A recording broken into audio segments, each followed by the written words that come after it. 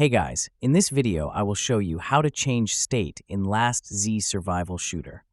Alright, so let's begin with the video. So once you've pretty much unlocked most of the features in the game, you have access to the world, to the profile, and whatever.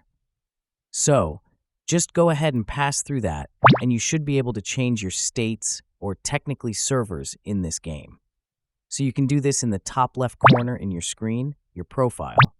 I have available profile right now, so just go ahead to the account. You can find it right beside the settings to the left specifically.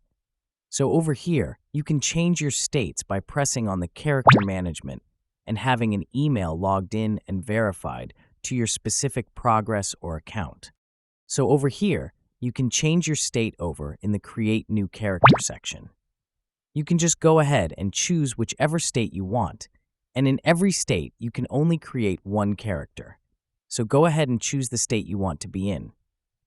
You can see if it's crowded or has good population, and just go ahead and press on the one you want. Of course, the progress will become different, but that's pretty much.